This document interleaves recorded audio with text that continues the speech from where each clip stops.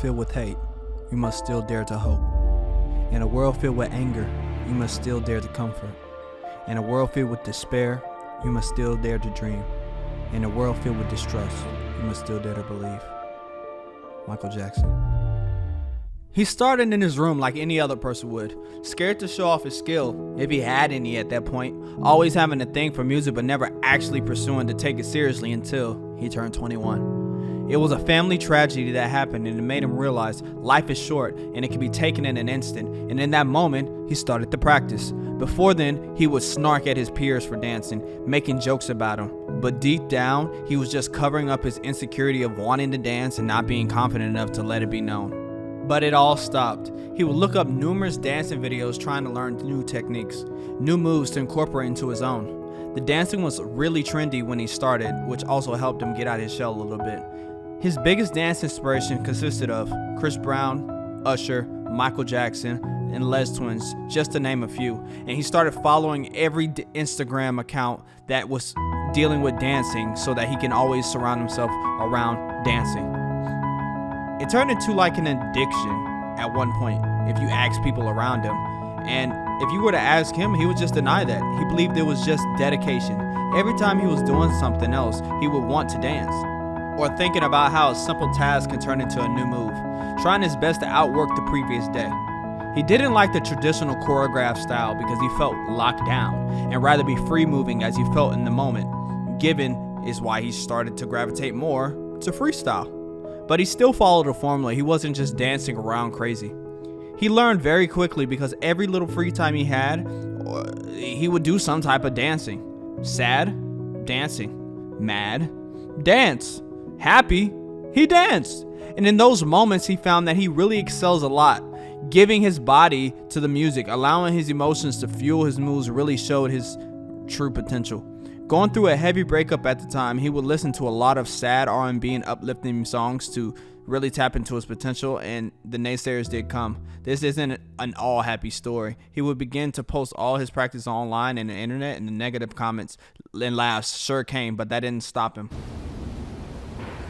Dancing was always my thing. When I was younger, I always wanted to dance, and I couldn't do it. Like, I had no rhythm, and every time I tried, people would, say how terrible I was. But I didn't let that stop me.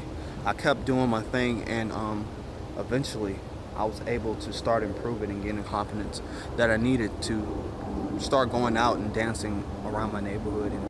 Around this time, he started to enter talent shows and contests and let it be known that he actually was a dancer. Anytime people would ask him to see a move, he'd just show them without question.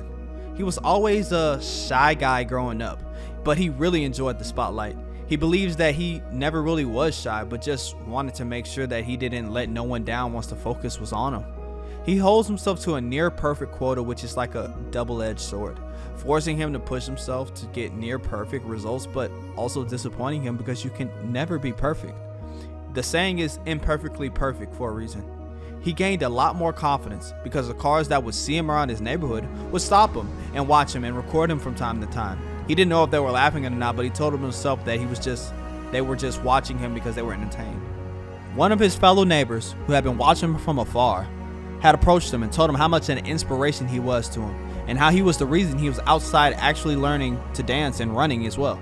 Another neighbor stopped him and told him to keep going and to never stop, and that he was proud of what he was doing, and he didn't even know him from a can of paint. Just seeing the consistency in him and the dedication was enough for him to approach and give him an extra push for the days that he may feel low. He never stopped once he started his journey and continues to hone his craft.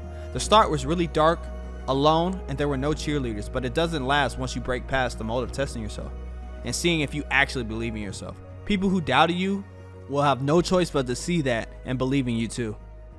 So don't give up and keep pushing for your dreams. And as I kept practicing, I got to the point where I really was confident in myself and I really could see the improvement. And I started taking my passion to another level and started actually recording on the camera, and finally became what I am today.